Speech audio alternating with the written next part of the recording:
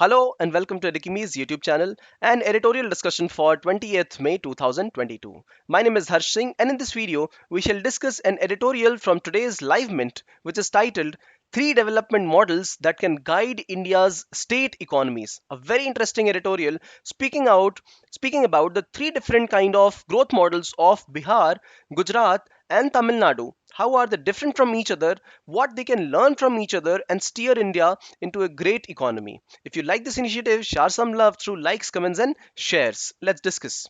The editorial says that while the economists in India are looking at how India should get out of the situation of stagnation in demand and the inflation, whereas the requirement in the long term is to develop India into a great economic potential, economic hub, which creates a lot of employment through industrialization. Now, these are the weak points: industrialization, economic development, and if both of them happen, economic growth will automatically happen in the country. And we've always heard of politicians speaking of the Bihar model of growth, Gujarat model, Tamil Nadu model. Let us understand each of these models quickly with least of effort and with very interesting insights. So the parameters which are used to understand the models of growth, they are dependent on the workforce. What are total number of workers, what are they engaged into? Are they into industrial activities, agriculture, or service? What is the government spending in that state as a share of the state GDP? And what is the proportion of central transfer, the per capita income that a person earns, and what is the health indicator or longevity? So a chart which was a part of this editorial, I have pasted right here. Thanks to the people who have contributed to creating all this background work. Now, this chart shows all these parameters: GDP of the particular state, per capita income, and share of the workforce in agriculture and industry, along with the life expectancy, government expenditure, and the share of central expenditure in the government expenditure. So, I'll take you through each of them very quickly. Have a look. Now, if you look at the growth rate of these states, the average growth rate of the country is 7.1. And amongst them, Bihar is growing at 8%, Gujarat at 9, and Tamil Nadu at around 7.5. So growth rate of all these three states seems to be good enough. However, when you look at the per capita income, Bihar is at a very low position, 34,000 rupees only per capita income for a person earning. And this is for a year. And when we speak of Gujarat, almost 2 lakh, and Tamil Nadu almost at 2 lakh again. Similarly, when you look at the status of agriculture, around 50% people in Bihar participating in agriculture and only 19% in industrial activities. That means industrial activities are low here, job creation in industry is low here. Similarly, when you look at Gujarat, they have high number of people participating in agriculture and service both. But when you look at Tamil Nadu, the number of people participating in agriculture is low, industry is good. That means they're also in service sector. All right. And if you compare the whole country, the country is reeling with almost 45% of the population workforce in agriculture and a decent 30% in industry. Now we'll compare this. So right now, only indicating some facts to you. The life expectancy is less in Bihar, 69, almost the same in Gujarat, and little above in Tamil Nadu. When you look at the government expenditure, so in Bihar, the government expenditure share in state GDP is high, 26%, far higher than the average of all the states. And when you look at Gujarat, it is low, and Tamil Nadu, it is somewhere in between. And when you look at central transfers, then central transfer in Gujarat, in Bihar is very high, and then low in Gujarat, and then even lower in Tamil Nadu. Now, the point, this was only the fact communication. Now, let me analyze this very quickly. You will understand how it goes.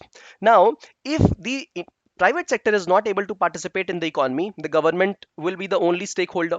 The government is therefore participating by putting in more money in the economy. Government only has got limited funds. The whole size of economy will be low. The economies of Gujarat and Tamil Nadu have expanded only on the basis of the private participation. So this is where Bihar lags. Bihar does not have great industrial growth. It has agricultural growth. The economy remuneration to people is less, and because of this, job creation is also less. So this is what is the economy of Bihar, and therefore Bihar is lagging in jobs. Bihar is lagging in the issues of economic growth.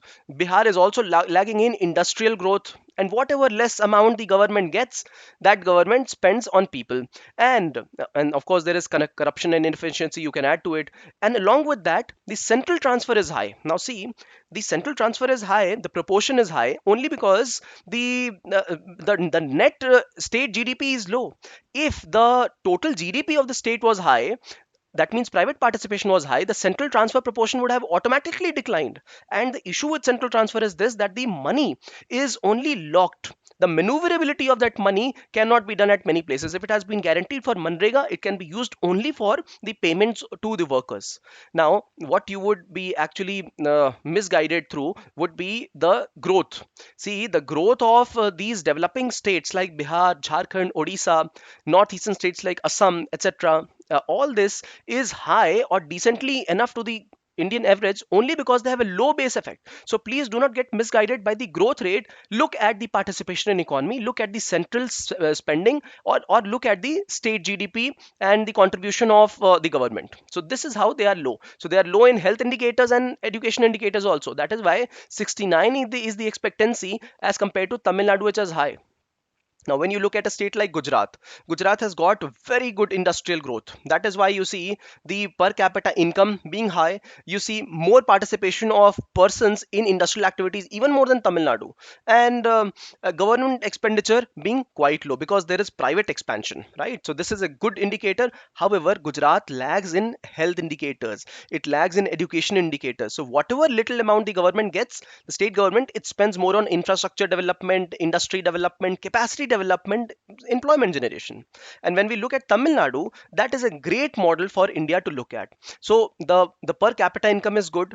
The share of people in now, one thing more, Gujarat has a high share of people in agriculture.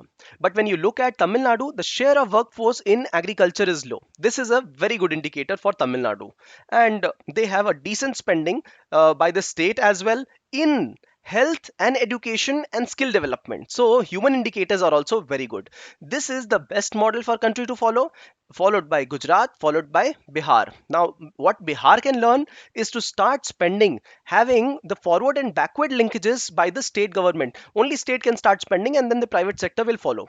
What Gujarat can learn is invest this amount, the government amount of spending in human development indicators like education and health.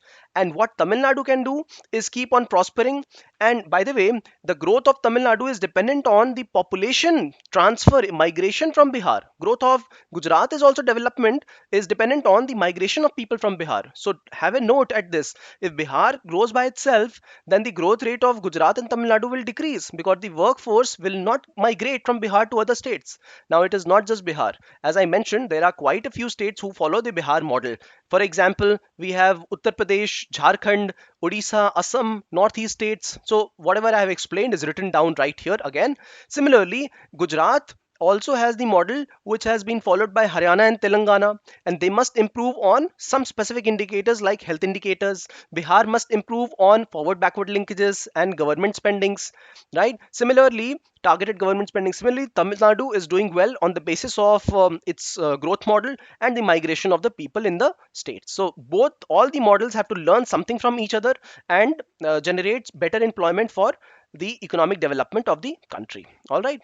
Now, a quick question to you. State three weaknesses and three strengths of India's economic growth model with examples. You can mention the example of any of the states for weaknesses and any other states for strengths. Give examples that will be the most pertinent. And if you like this initiative, share some love through likes, comments, and shares. If you got a question, put it down in the comment section. We will ensure to get back. Thank you for watching.